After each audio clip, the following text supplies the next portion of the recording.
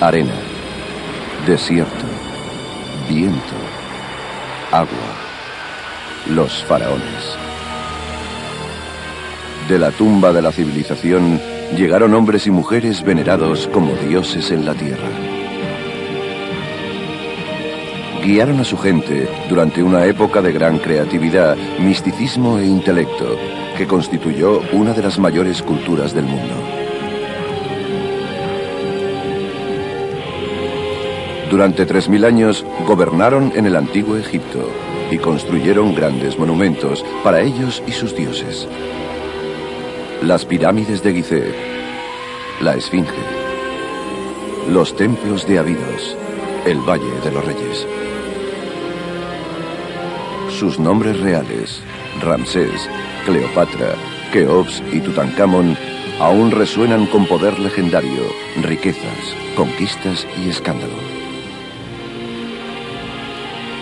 Hubo faraones cuyas vidas están ahora enterradas en el misterio. Sus nobles tumbas contenían tesoros jamás igualados. Sus palacios han resistido milenios, construidos por los mejores arquitectos, artistas y expertos jamás sabidos. Descubra por qué se creía que este faraón era un herético que llevó su país al caos.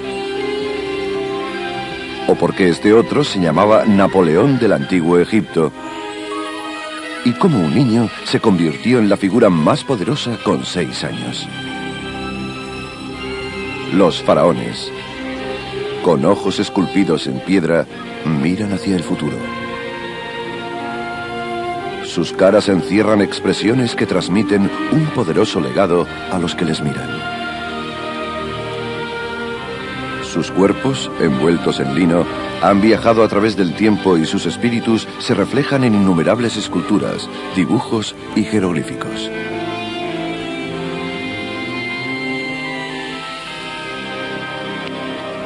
Más que realeza, los faraones eran un antiguo vínculo entre los mortales y los divinos. Sus poderosos logros inspiran temor y maravilla. Sus monumentos parecen ser huellas de los mismos dioses. He aquí los secretos de una raza de reyes dioses cuyos nombres resuenan a través de los siglos. Los grandes faraones.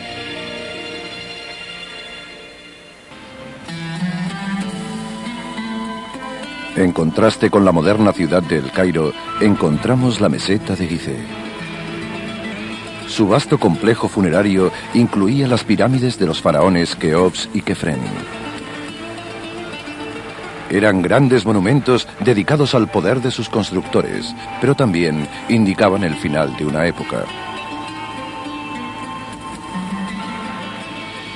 Después de casi 200 años construyendo grandes pirámides, el último faraón en Gizeh construyó una pirámide que no llegaba ni a un tercio del tamaño de sus vecinas.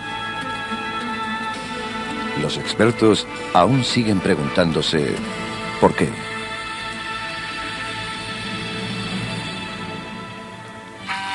Egipto, faraones, segunda parte.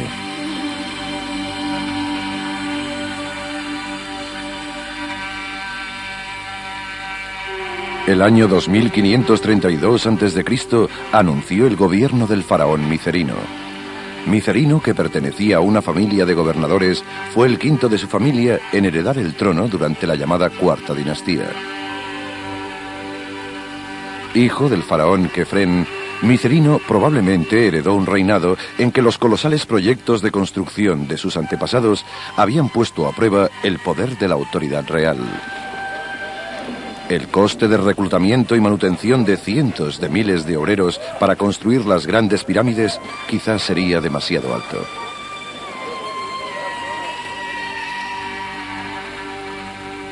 El historiador griego Heródoto dejó constancia de que durante 106 años Egipto vivió sumido en la miseria debido a la clausura de todos los templos ordenada por Keops y Kefren para ganar más horas de trabajo.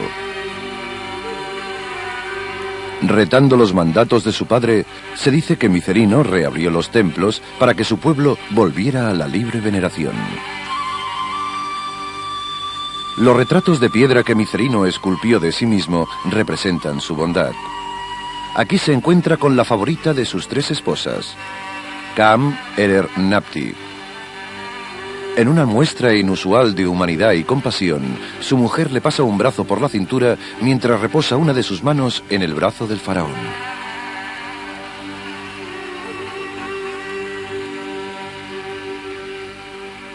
Según la leyenda, el benévolo gobierno de Micerino suponía una ofensa a los dioses.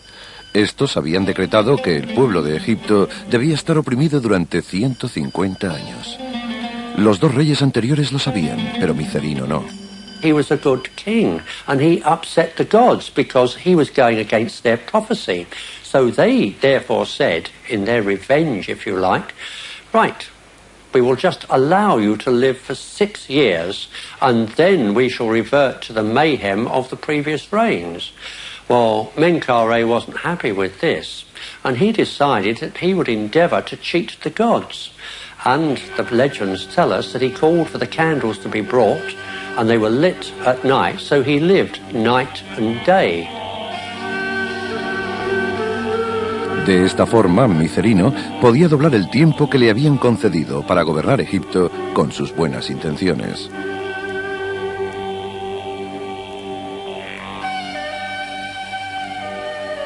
El faraón Micerino gobernó a la luz de las velas durante 28 años, hasta el 2505 a.C. Su pirámide es muy pequeña, aunque hubiera tenido tiempo de construir una mucho mayor. Los expertos no conocen sus razones. ¿Fueron razones económicas o se dudaba del poder del faraón?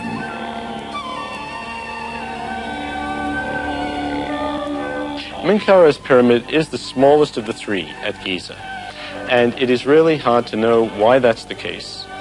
His reign was not very long, but we know pharaohs who had relatively short reigns who still built very large monuments.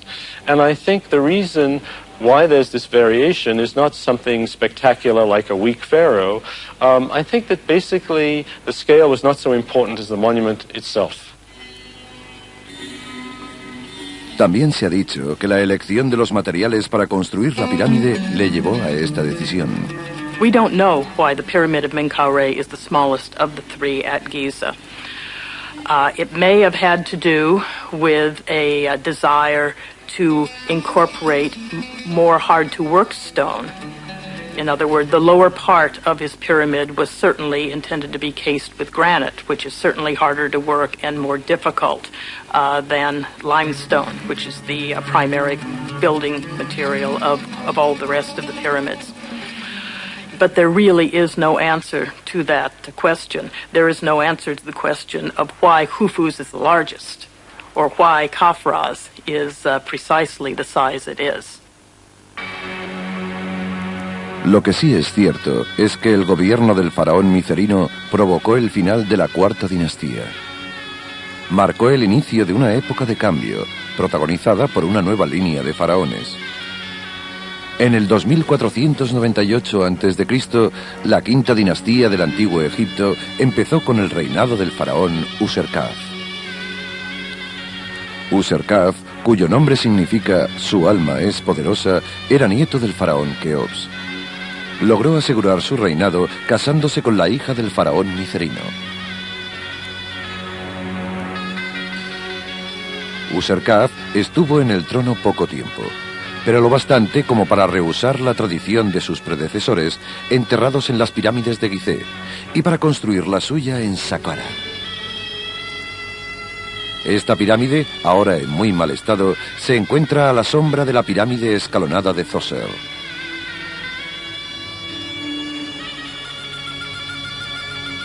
El faraón Userkaf inició también un culto de veneración al sol. El templo que construyó fue destruido hace tiempo, pero los expertos han recuperado una descripción del legado de los templos solares que le siguieron. The Sun Temple of Userkaf, like the others, consisted of a benben or obelisk, the symbol of the sun, which sat on a podium, and in front of it was a large courtyard with an altar or offering place. And they seem to have undertaken offerings to the sun at that site. And these sun temples may have also been very closely connected with expressing the direct association of the king and the sun god, because in the afterlife, the king became directly associated with the sun god. La quinta dinastía de gobernadores egipcios duró 150 años. Su último faraón se llamó Unas. Al igual que sus predecesores, construyó su pirámide en Saqqara y la llamó la Pirámide de los Bellos Lugares. El exterior de la construcción está muy deteriorado, pero en el interior aún se conservan las primeras palabras escritas en una pirámide. Se trata de los llamados textos de las pirámides.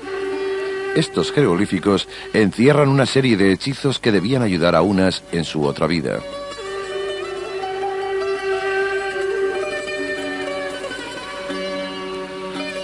Los viejos escribas anotaron en papiros las palabras que se encontraban en las paredes. Estos escritos, ilustrados meticulosamente, se dieron a conocer como el Libro de los Muertos.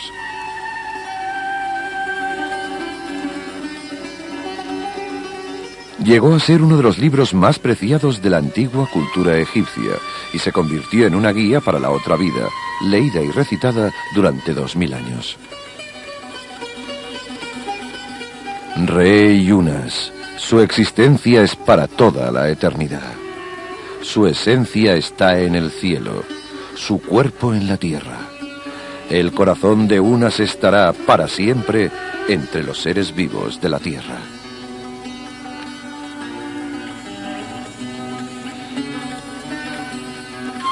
La quinta dinastía finalizó con la muerte del faraón Unas en el 2345 a.C.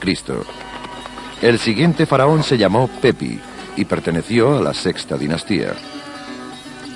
Una estatuilla de Pepi hecha de alabastro nos da a conocer que, al igual que sus predecesores, el faraón se sentía unido al dios halcón, Horus. Sin embargo, el halcón se encuentra sobre el respaldo del trono de Pepi. El dios Horus mira hacia una dirección distinta de la del faraón. Las inscripciones de la época de Pepi nos cuentan que la clase alta se iba enriqueciendo y contaba cada vez con más influencia. El poder absoluto del faraón se volvía inestable y su reinado iba camino del desastre. Esta estatua de Pepi I le representa en el apogeo de su reinado, que duró 50 años. A su muerte, en el 2283 a.C., subió al trono un niño de 6 años, su hijo Pepi II.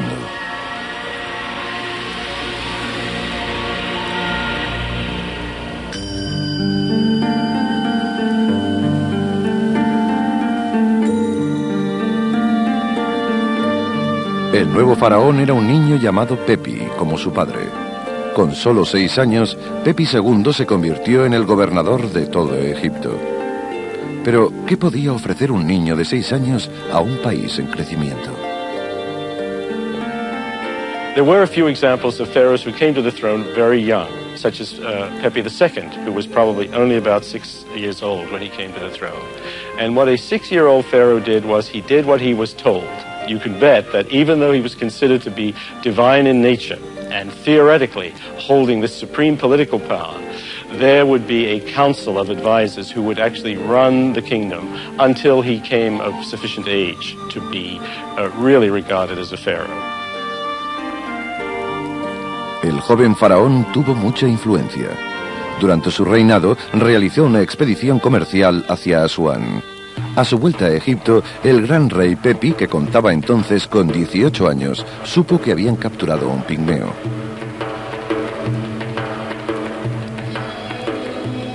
Vuelve ya hacia la corte.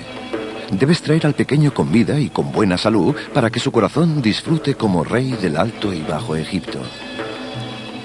Cuando vuelva contigo en el barco, déjalo en manos de gente de confianza para que le cuiden y no se caiga al agua. Si llegas a la corte y el pequeño sigue con vida, mi majestad te hará los honores.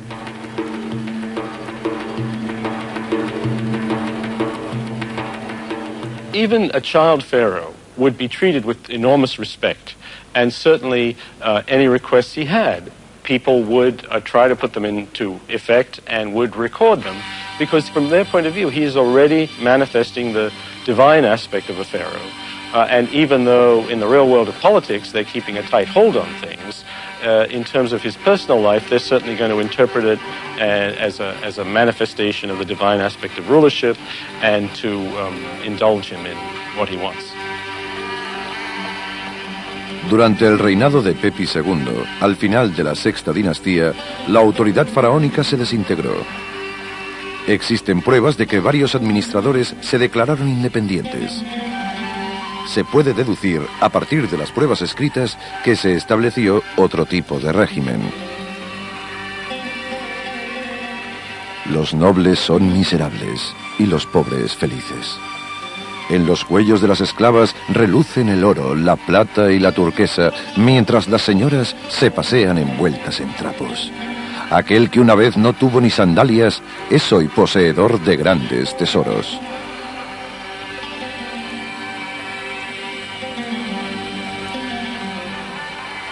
El gobierno dejó de existir en Memphis. El rey agotó sus tesoros con los regalos que hizo a los nobles. Con la muerte de Pepi II en el 2180 a.C., el reinado de Egipto se colapsó.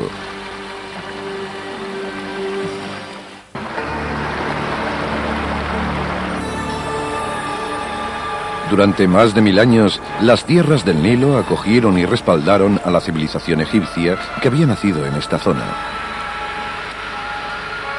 Hacia el año 2180 a.C., los egipcios ya habían realizado obras maravillosas en arte, ciencia y tecnología.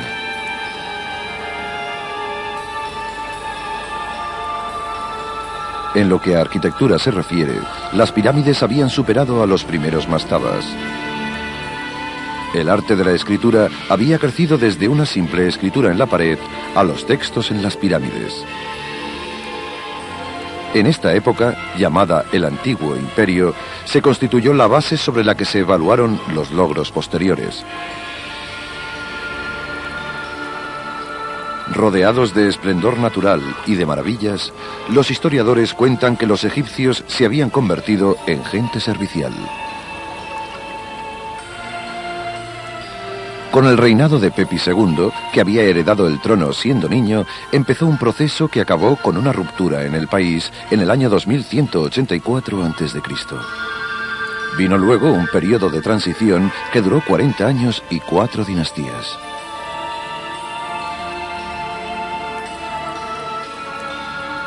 Se desconocen las razones exactas de este declive. Los escritos antiguos no hablan de este oscuro periodo, a excepción de un poema, del que ha sobrevivido una parte en papiro. Ahora, las cosas se hacen como nunca se hicieron antes.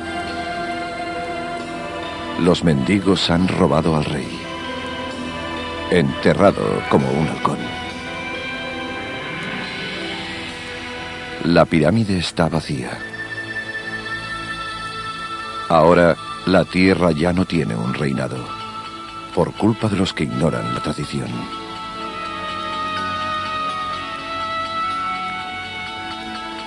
Documentos encontrados en la región de Heracleópolis cuentan que algunos reyes gobernaron de forma temporal en el Bajo Egipto y dividieron de nuevo el país en dos zonas. El gobierno del Alto Egipto se ubicaba en la recién fundada ciudad de Tebas. Los antiguos describieron esta época de inestabilidad como 70 días de 70 reinados. Este periodo de caos duró casi 200 años.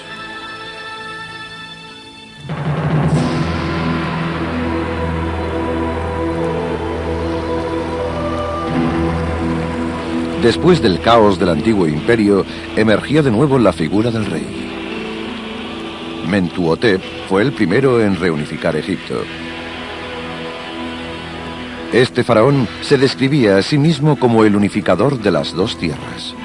Durante su reinado hubo luchas y campañas militares que destruyeron las ciudades que habían osado amotinarse contra su gobierno.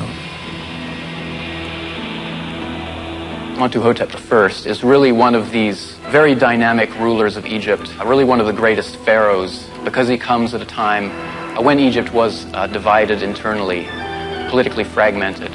And during his reign, he succeeded in reunifying Egypt and laying the groundwork for this period during which Egypt again becomes highly organized and centralized, and the kingship becomes very powerful. El faraón Mentuhotep gobernó desde Tebas, que era entonces capital de Egipto. Este lugar sería conocido más tarde por los templos de Karnak y Luxor.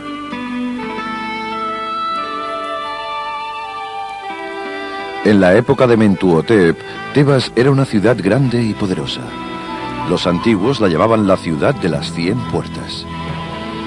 Por sus construcciones, Tebas representó la estabilidad y prosperidad que tuvo Egipto bajo el gobierno de Mentuhotep.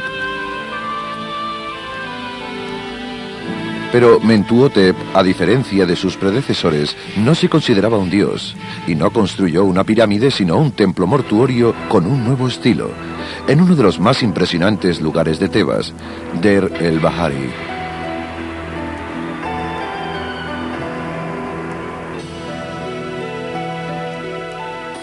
El complejo que se encontraba entre las rocas era una mezcla entre una mastaba tradicional y una pirámide. Las tumbas de este estilo confirmaron el poder que poseía Mentuhotep como gobernador, mitad divino, mitad mortal.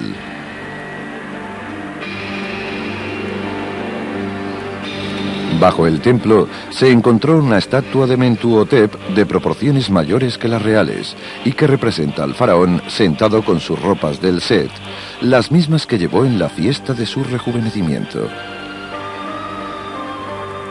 Cerca del templo se descubrió una inscripción de su reina, Kawit, donde aparece con una sirvienta que la está peinando.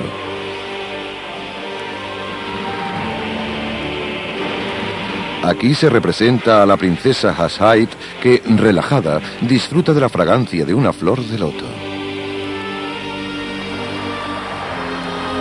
Estas escenas dan fe de un periodo de paz y estabilidad, una época reinada por un faraón que cambió para siempre el modo de gobernar en Egipto.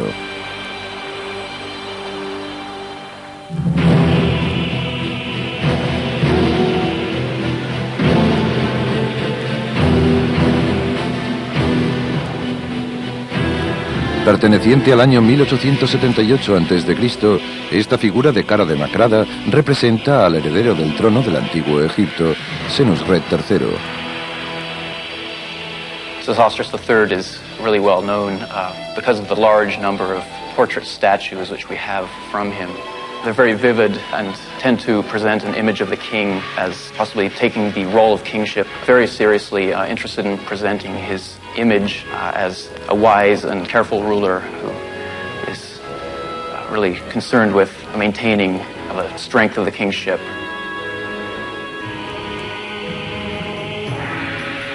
Senusret significaba hombre de poder. Esta figura no representa a Senusret como a un dios, como era habitual en los faraones anteriores. Las estatuas de Senusret III le muestran con una expresión natural y real. Las pestañas pobladas, las arrugas en la cara y la boca de labios finos representan las penas y preocupaciones de un fuerte líder militar. Sesostris III is very much remembered as a pharaoh who had a strong interest in the military, and particularly his activities in Nubia testify to his interest in extending the power of Egypt and maintaining its borders. Senusret III desarrolló un sistema de fortalezas que los egipcios habían establecido en la Baja Nubia, ahora el norte de Sudán. En esta zona podía conseguir materiales de construcción y extender así la influencia hacia la frontera sur de Egipto. The area of Upper Nubia during that time was the center of a very powerful culture which we know as the Kerma culture. Sesostris III really was interested in maintaining Egypt's border against the Kerma culture. Un fragmento de piedra conserva la descripción que hizo el faraón de su campaña. Fijé mi frontera más al sur de lo que lo hicieron mis antepasados. Aumenté mis legados. Capturé a mujeres y a trabajadores que guardaban sus bienes y cuidaban a sus rebaños. Me llevé su grano y luego les combatí.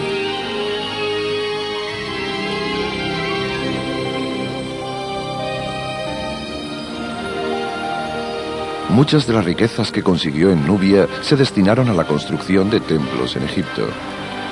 En la capital, Tebas, Senurret alzó templo dedicado al rey Montu, antiguo señor egipcio del arte militar. Pero este edificio fue destruido.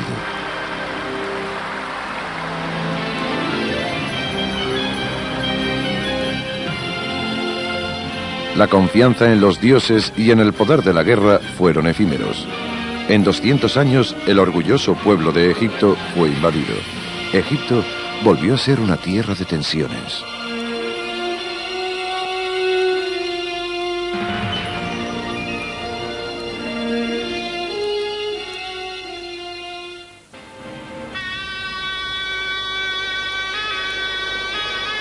No se han encontrado monumentos en honor a sus gobernadores, ni tampoco retratos de ellos, pero sí escritos antiguos que aseguran que en el 1663 a.C., Egipto estuvo controlado por reyes de origen semita. Estos faraones se llamaron Hyksos. We don't know the exact process by which the Hyksos took over the country. It appears at the moment that possibly it was partly by infiltrating into the delta and increasing their numbers. There may also have been an actual invasion component, although this is still somewhat debated. Si es verdad que realizaron una invasión, los Hyksos probablemente lo hicieron con mejores armas, como el arco compuesto. Además, dieron a conocer el carro y el caballo al pueblo egipcio. Este tipo de vehículos se llamaron los barcos que navegan por el desierto.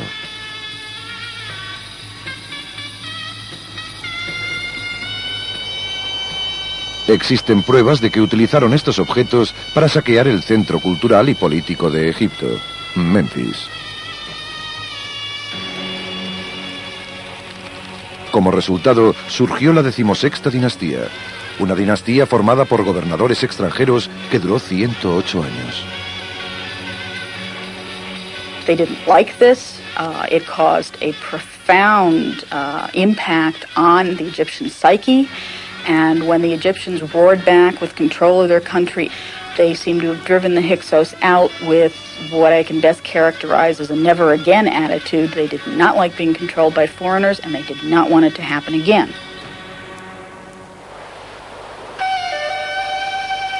Cuando consiguieron expulsar a los reyes extranjeros, los egipcios fueron testigos de un nuevo imperio que se inició en la ciudad de Tebas.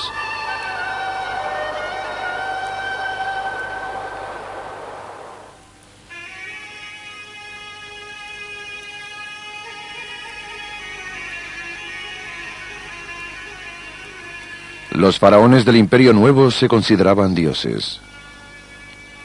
Sus grandes templos y monumentos han resistido 3000 años en Egipto.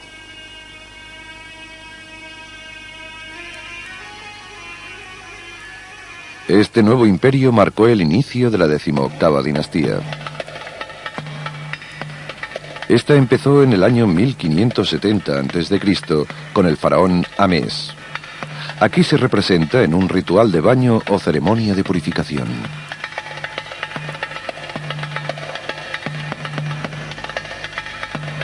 Se cree que Amés emplazó las fronteras de Egipto en Siria y Nubia para poder mantener el país a salvo de los invasores. Su hacha de oro representa su proeza militar. Aquí le vemos golpeando al enemigo. Aunque la tumba de Amés fue saqueada y robaron todos sus tesoros, la momia permaneció intacta. Gracias a ello, podemos ver la cara del faraón que gobernó durante la primera época del nuevo imperio, el faraón Amés.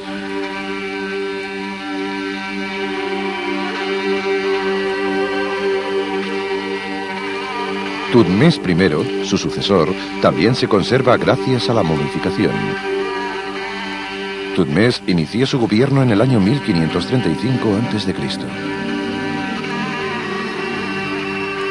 Aunque su reinado fue corto y duró solo 6 años, el faraón Tutmés I realizó una serie de brillantes campañas militares.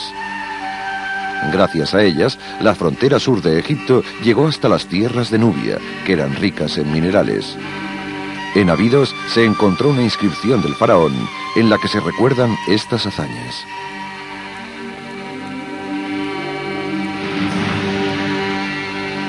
Establecí las fronteras de Egipto muy lejos, hasta el lugar donde muere el sol. Y hice de Egipto una tierra superior. El nombre Tutmés significa hijo del dios Tot, un homenaje al dios egipcio de la luna y la sabiduría. Antes de morir, en el año 1518 a.C., después de un reinado de 6 años, Tutmés le puso a su hijo su propio nombre. Fue el faraón Tutmés II.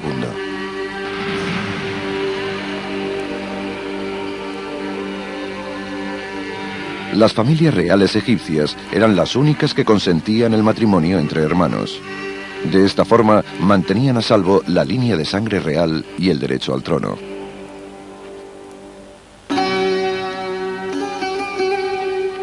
Por esta razón, Tutmés II se casó con su hermanastra Hatshepsut, cuyo nombre significa la dama principal. Tutmés II y Hatshepsut gobernaron como rey y reina durante 40 años.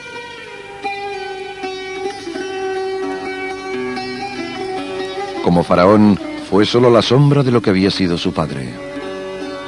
El reinado de Tutmés II vivió pocos sucesos importantes. Cuando murió, con 30 años, surgió un gran problema en la familia real. El único heredero hombre que había apadrinado era un joven niño que no tenía ni 12 años. La madre del niño se llamaba Isis. El niño se llamó Tutmés III. It was this individual, who was, of course, the nephew of Hatshepsut, who had the closest claim to the throne as the most immediate male heir of the deceased king. However, apparently because he was fairly young, Hatshepsut was able to have herself installed as a regential figure and to rule in a co-regency with him for over 2 decades. Después de 2 años de gobierno junto a Tutmés III, Hatshepsut se coronó faraona. En el año 1498 a.C. empezó a gobernar Egipto, el país más rico y poderoso sobre la tierra.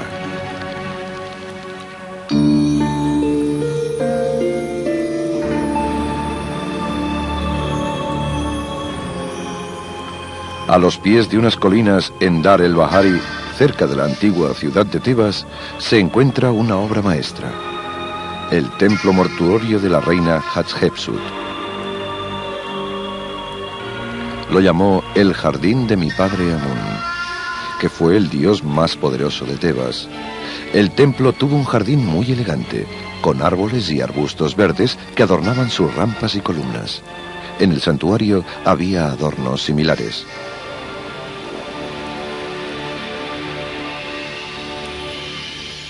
Sin embargo, más que un templo, parecía un edificio propagandístico de Hatshepsut con el que recalcaba su poder. En las paredes del templo se representaron escenas de Hatshepsut y su padre, Tutmés I, dándole el cargo de reina. Many of the scenes we have from Hatshepsut's mortuary temple at Dar el-Bahari present in kind of very idealized ways the nature of her kingship and really attempt to strengthen her claim. So this text that we have is not an historical document, but a document which was essentially fabricated by Hatshepsut in order to strengthen her claim to the kingship.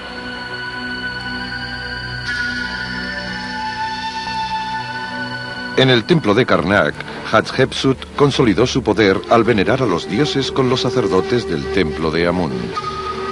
Se creía que la fuerza del faraón provenía del dios de estos sacerdotes, por lo que eran considerados muy poderosos. Aunque estos rituales no admitían a mujeres, Hatshepsut como reina podía participar en ellos.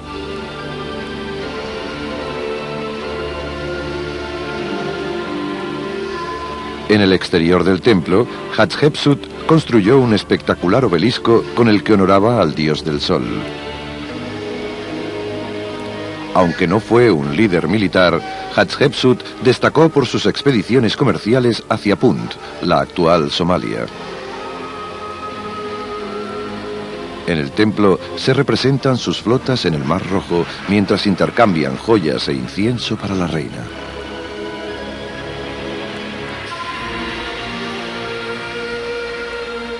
Los negocios de Hatshepsut eran administrados por un hombre del pueblo llamado Senenmut. Parece ser que Senenmut estuvo con Hatshepsut durante toda su vida. Algunas de sus estatuas le representan con la hija de Hatshepsut, la princesa Neferure. En aquella época empezaron a correr rumores sobre la gran fortuna de Senenmut. Se decía que esta era debida a las íntimas relaciones que mantenía con la reina. Senenmut construyó su tumba al lado del templo de Hatshepsut. Al construirla tan cerca del templo de la reina, aumentaron los rumores sobre su posible aventura amorosa.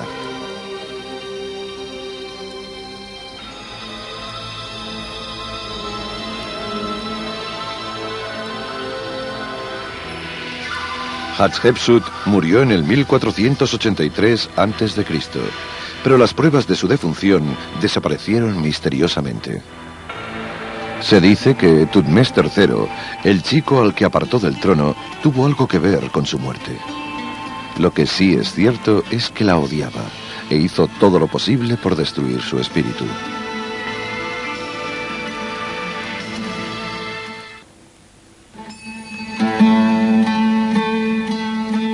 Esperó casi 20 años para llegar a ser faraón de Egipto. Durante más de 20 años se quedó a un lado y aparentó venerar a la reina que le había usurpado el trono. Se trata de Thutmés III, el niño que heredó el trono que le había arrebatado su tutora, la reina Hatshepsut.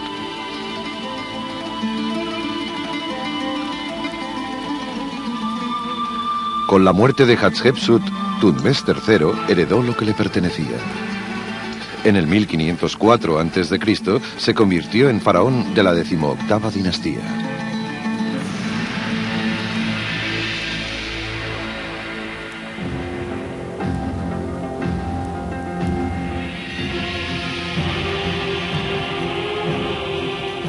El joven Thutmés se entrenó para las campañas militares durante el reinado de Hatshepsut, época en que lo habían dejado de lado.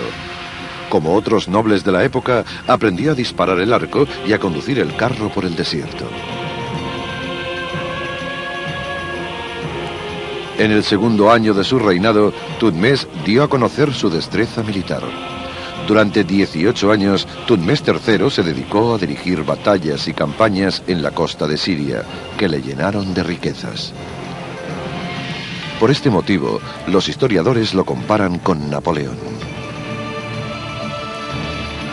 Thutmoses is called the Napoleon of Egypt because he was one of the most successful military figures in the history of Egyptian kingship. He directed a whole series of major campaigns, many more than most pharaohs, in the Levant and in the Eastern Mediterranean, and he was directly involved in a great deal of those himself.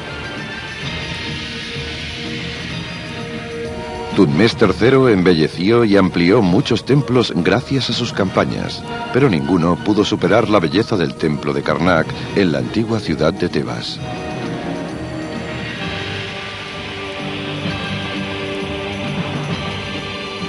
En la parte este del complejo, Thutmés III construyó el templo de su fiesta.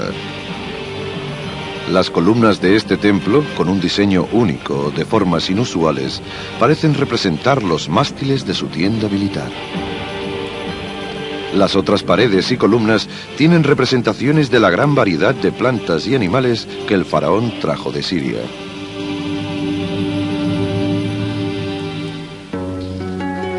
Toda la construcción del templo fue supervisada por el visir del faraón, al que conocemos como Rekhmere. Esta pintura representa una escena en la que Rekhmere inspecciona a los obreros del rey que hacen ladrillos.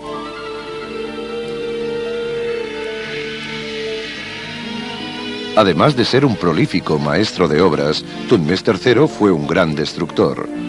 20 años después de la muerte de Hatshepsut, él y un grupo de seguidores saquearon todo lo que perteneció a la reina y lo destruyeron. A Thutmés III le enfurecía pensar que esa mujer le había usurpado su lugar en el trono y ahora se vengaba.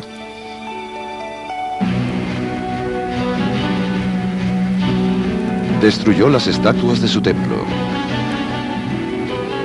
Unas fueron decapitadas, otras despedazadas. Borraron la cara de la reina de los relieves en las paredes.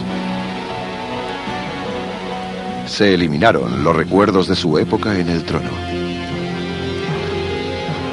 Y ni siquiera las estatuas de su visir y compañero, Senenmut, se libraron de ellos. Fue el equivalente antiguo a una quema de libros. Al eliminar su imagen y nombre, el faraón Thutmés III creyó eliminar su memoria e incluso su alma. Durante esta época, los faraones de la 18ª dinastía no lograron conservar entero ninguno de los monumentos de su cultura. Pero con más de 1000 años, la Esfinge de Gizeh había sido literalmente cubierta con la arena del desierto. En el 1490 a.C., un nuevo faraón, Thutmés IV, liberó a la Esfinge de la arena que la había estado cubriendo. La historia se encuentra en una tabla gigante que aún reposa entre las garras de esta gran bestia del desierto. What we see here is a reproduction of the Great Sphinx tablet. The inscription on the tablet begins here in the upper right and gives the date when it was set up in the king's reign. And then it recounts an extraordinary event that took place in his life. Further down here, where the king went out one day in order to hunt ostriches and lions in the desert beyond the pyramids. And taking a break from his hunting out in the western desert, he decided to take a nap underneath the shadow of the head of the Sphinx. El rey cuenta su sueño, en el que la Esfinge le habla mientras él duerme a su sombra. Mírame, Thutmés, hijo mío. Soy tu padre en el cielo. Te ofrezco un regalo. Gobernar en la tierra por encima de todos. Todo el territorio sobre el que el sol reposa será tuyo. Te daré mi alma y corazón para protegerte. Estoy enfermo, pues la arena del lugar sagrado en el que reposo me ha ahogado. And if you take care of my image, clear it away, tidy it up, and build a small shrine to it, then I shall cause you to become not only a king of Egypt, but one of the greatest kings that Egypt has known. Thutmés IV reinó en un Egipto estable y próspero durante 33 años. Sin embargo, rescatar de la arena a la Esfinge fue probablemente su mayor logro. Vino luego un tiempo de esplendor y abundancia. Durante 100 años, Egipto se bañó en oro y riquezas. Los antiguos egipcios experimentaron un derrame de talento artístico y devoción a un panteón de dioses. Pero tras esta época de ostentación, Egipto cayó en una crisis. Empezó bajo la figura distorsionada de un hombre que pronto consiguió el poder de un faraón.